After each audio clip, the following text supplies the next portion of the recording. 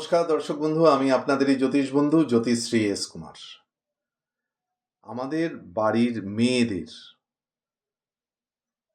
বারবার বিয়ের জন্য আপনারা চেষ্টা করছেন, লোক আসছে দেখতে, কিন্তু বিয়ে কিন্তু কোনো জায়গায় আপনার ঠিক হচ্ছে না, অর্থাৎ ফাইনাল হচ্ছে না। সেটার কিন্তু অনেকগুলো কারণ আছে, সে কারণগুলো আমি আজকে আলোচনা করব।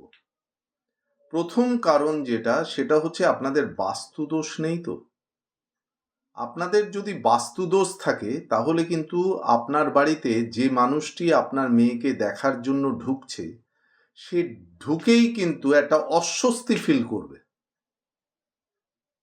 তার ভালো লাগবে না। সে বাড়িতে ঢুকেই তার মনে হবে কি কতক্ষণে সে বাইরে বেরোবে, তার ভালো লাগবে না, সে আনইজি ফিল করবে। দেখবেন কোনো মানুষ ঘরে ঢুকে এদিক ওদিক একটু এদিক দেখলো ওদিক দেখলো, এদিক ঘুরলো ওদিক ঘুরলো, এরকম একটু প্রবণতা থাকে। আবার কেউ দেখবেন ঘরে ঢুকে বসে যেন শান্তি পায়। এই যে ব্যাপারগুলো, বাস্তু দোষ আছে কিনা সেটা দেখুন। অর্থাৎ আপনার বাড়ির উত্তর পূর্ব কর্নারে যদি টয়লেট, ল্যাট্রিন বা কিচেন থাকে, তাহলে কিন্তু আপনার বাড়ির মেয়ের বিবাহ হওয়া কিন্তু মুশকিল আছে। বারবার লোক দেখে যাবে কিন্তু ফাইনাল হবে না। বাড়িতে গিয়ে দেখবেন আর খবর দিচ্ছে না। এই জায়গাটা কিন্তু আপনাদের সচেতন করার জন্যই এই প্রোগ্রাম। আমি আরেকদিন আলোচনা করব নর্থ ইস্টকে বুস্ট আপ কীভাবে করা যায়। আরেকটা জিনিস খেয়াল রাখবেন, সেটা হচ্ছে যে আপনার মেয়ে যেখানে বসছে, যেখানে বসে দেখানো হচ্ছে, সেই প্লেসটা কোথায়। সেটা যদি ঘরের নর্থ ওয়েস্ট কর্নার হয় তবে কিন্তু আদর্শ জায়গা হবে, আইডিয়াল প্লেস। তাকে যদি নর্থ ওয়েস্ট কর্নারে বসিয়ে যদি তাকে দেখানো হয় তাহলে দেখবেন একবারেই চয়েস হয়ে যাবে। আর যখন সে বসবে, দেখানোর জন্য সে বসবে, তার আগে ঘরের ভেতরে একবার অন্তত হনুমান চালিসা পাঠ করে তারপরে গিয়ে বসবে। হনুমান চালিসাটা পাঠ করা অতি আবশ্যক। বিবাহের সাথে মঙ্গলের একটা কিন্তু ওতপ্রোত যোগ আছে, আর মঙ্গলের যে দেবতা সে হচ্ছে হনুমানজি। তাহলে হনুমানজির দেখুন, যে কোনো ব্যাপারেই সাকসেস পেতে গেলে তাকে কিন্তু হনুমানজির পুজো আর্চা করা বা হনুমান চালিসা পাঠ করা, বজরং বাণ পাঠ করা, এগুলো কিন্তু অতি আবশ্যক।